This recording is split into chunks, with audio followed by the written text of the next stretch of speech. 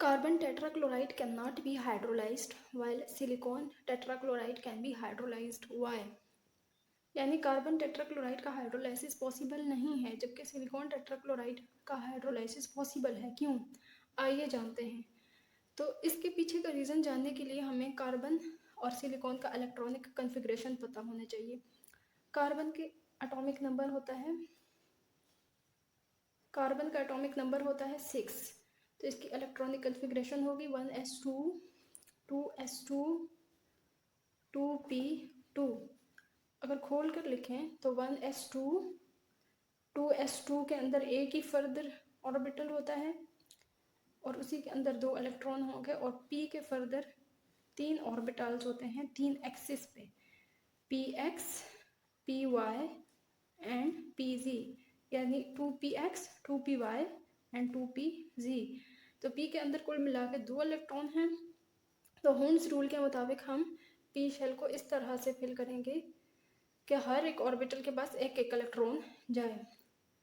तो यहाँ पर अब इलेक्ट्रॉन का एक्साइटेशन पॉसिबल है from x orbital to pz orbital. तो इलेक्ट्रॉन एक्साइट करेगा s ऑर्बिटल से pz ऑर्बिटल में। कार्बन यहाँ पर टेट्रावैलेंट हो गया, यानी कार्बन के पास अब यहाँ पर 4 अनपेयर्ड इलेक्ट्रॉन्स हैं। तो कार्बन 4 बॉन्ड बनाएगा इन 4 अनपेयर्ड इलेक्ट्रॉन्स के थ्रू। एक बॉन्ड बनेगा इसके थ्रू, बल्कि बॉन्ड फॉर्मेशन से पहले हिब्रिडाइजेशन होगी। ये सारे ऑर्बिटल एक s और 3 p ऑर्बिटल आपस में मिक्स होकर क्या बनेंगे 4 sp3 हाइब्रिडाइज्ड ऑर्बिटल। ये 4 sp3 हाइब्रिडाइज्ड ऑर्बिटल बन जाएंगे और तीनों के अंदर एक एक इलेक्ट्रॉन होगा। तो कार्बन इन चारों के अंदर एक एक इलेक्ट्रॉन होगा। कार्बन इन चारों अनपेयर्ड इलेक्ट्रॉन के थ्रू एक एक बॉन्ड बनाएगा जो कि क्लोरीन के साथ बनाएगा। तो इस तरह से कार्बन टेट्राक्लोराइड बन जाएगा जो कि टेट्राहेड्रल होगा। कार्बन टेट्राक्लोराइड बन गया जो कि टेट्राहेड्रल। अच्छा, नेक्स्ट अब सिलिकॉन की इलेक्ट्रॉनिक कॉन्फ़िगरेशन देख लेते हैं। तो सिलिकॉन के पास 16 नंबर ऑफ इलेक्ट्रॉन्स होते हैं। इसके अंदर इलेक्ट्रॉनिक कॉन्फ़िगरेशन होगी 1s2 2s2 2p6 3s2 and 3p2। Sorry, यहाँ पर सिलिकॉन के पास 14 इलेक्ट्रॉन्स होते हैं। इसका एटॉमिक नंबर 14 होता है। तो इसकी इलेक्ट्रॉनिक कॉन्फ़िगरेशन ये होगी। अगर हम आखिरी शेल की इलेक्ट्रॉनिक कॉन्फ़िगरेशन को खोल कर लिखें तो ये हो गया 3s2 और 3p के फर्दर 3 ओरिएंटेशंस होती हैं 3px 3py and 3pz। Hund's rule के अकॉर्डिंग हम सारी ऑर्बिटल्स को पहले इवनली फिल करेंगे तो 2 इलेक्ट्रॉन्स इस तरह से फिल हो जाएंगे। अब क्या होगा, यहाँ 3s2 के इलेक्ट्रॉन की एक्साइटेशन पॉसिबल है। 3s2 का एक इलेक्ट्रॉन एक्साइट करके 3pz में चला जाएगा। तो यहाँ पर 4 अनपेयर्ड इलेक्ट्रॉन सिलिकॉन के पास हो जाएंगे। अब यहाँ पर इन 4 ऑर्बिटल्स की इंटरमिक्सिंग पॉसिबल है। तो इन 4 ऑर्बिटल्स की इंटरमिक्सिंग होगी। बल्कि यहाँ पर एक और बात है, बहुत अहम बात है, जो कि उसको कार्बन से डिफ्रेंशिएट करती है सिलिकॉन को, जिसकी वजह से ये सिलिकॉन का हाइड्रोलाइसिस का फिनोमेना पॉसिबल है।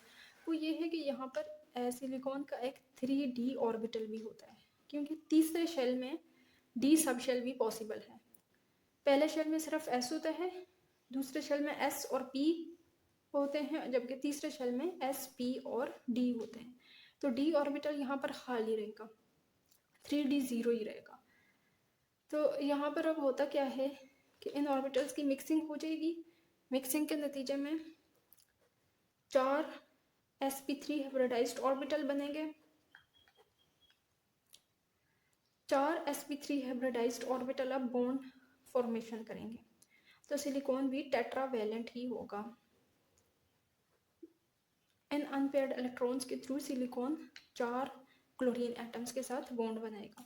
अब यहाँ पर 3d ऑर्बिटल जो कि खाली है, वो इस तरह से सिलिकॉन के एटम के ऊपर खाली ही पड़ा हुआ है।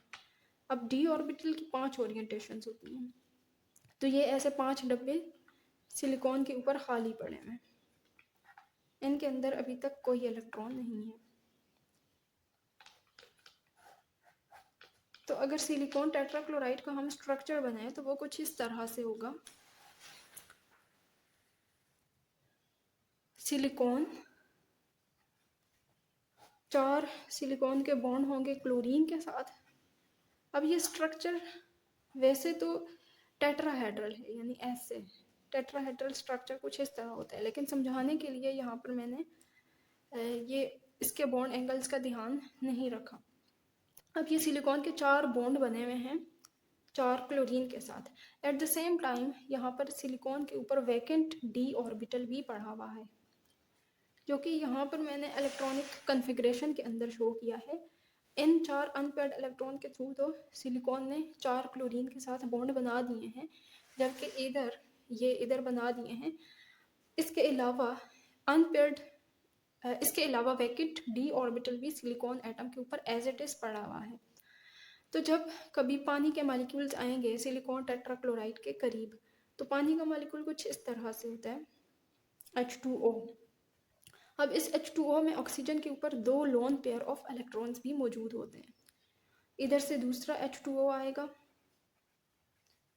H2O का स्ट्रक्चर कुछ इस तरह से है। इधर से तीसरा H2O आएगा, इधर से चौथा H2O। तो होगा क्या कि ये H2O अपना lone pair of electron coordinate covalent bond के थ्रू इस वैकेंट d ऑर्बिटल में डोनेट कर देगा। वाटर का ऑक्सीजन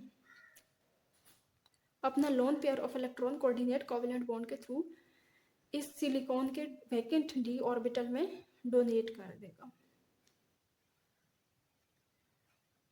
ये जब डोनेट करेगा एट द सेम टाइम यहाँ पर वाटर का जो पार्शियल पॉजिटिवली चार्ज्ड हाइड्रोजन है वो सिलिकॉन क्लोराइड के पार्शियल नेगेटिवली चार्ज्ड क्लोरीन के साथ टच कर रहा है। ये इधर से अगर मैं इनको डिफ्रेंशिएट, ये इधर से आपको भी वाज़ेह होगा। ये H2O को मैं अलग कलर से बना रही हूँ।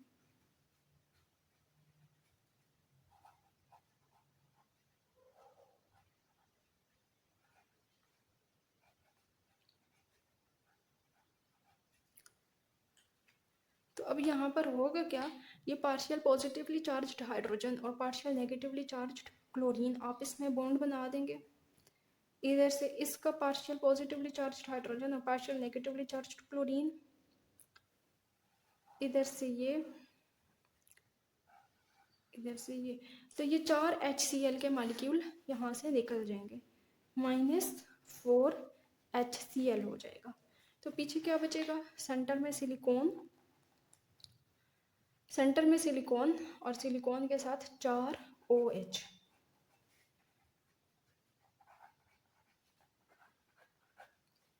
तो इधर आपको नज़र आ रहा है कि सिलिकॉन टेट्राक्लोराइड का हाइड्रोलाइसिस हो गया। हाइड्रोलाइसिस का मतलब क्या होता है, हाइड्रोलाइसिस का मतलब होता है किसी भी चीज़ का break down in the presence of water. तो हाइड्रोलाइसिस में पानी का मॉलिक्यूल बजाते खुद भी ब्रेक डाउन होता है और दूसरे भी मॉलिक्यूल को ब्रेक डाउन करता है।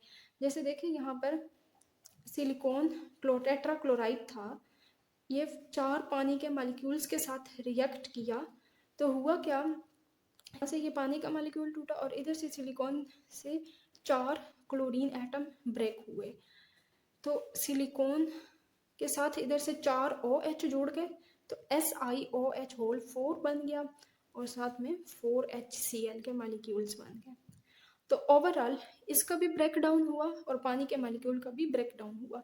तो इसी को तो हाइड्रोलाइसिस कहते हैं, इसी चीज़ को हाइड्रोलाइसिस कहते हैं। अब सिलिकॉन टेट्राक्लोराइड का हाइड्रोलाइसिस हो गया, लेकिन कार्बन टेट्राक्लोराइड का हाइड्रोलाइसिस नहीं हुआ। इसके पीछे की रीज़न यही है कि इसके अंदर कोई d orbital, vacant d orbital नहीं है, क्योंकि दूसरे शेल का कोई d ऑर्बिटल नहीं होता, जबकि तीसरे शेल का d ऑर्बिटल होता है। सिलिकॉन के अंदर वैलेंस शेल जो है वो तीसरा है, तीसरे का डी ऑर्बिटल वैकेंट था और इसी डी ऑर्बिटल की वजह से सिलिकॉन टेट्राक्लोराइड का हाइड्रोलाइसिस हुआ। तो उम्मीद है आपको समझ आ गया होगा। तो अगर यहाँ पर मैं रीज़न को लिखूँ, रीज़न को अगर मैं वर्ड्स में लिखूँ तो वो कुछ होगा, silicon tetrachloride can be hydrolysed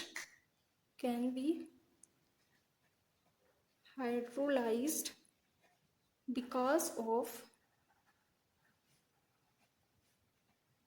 vacant d orbital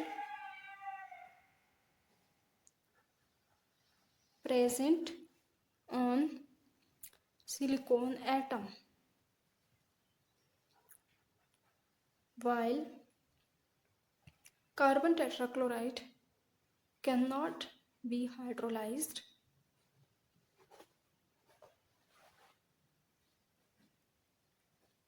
because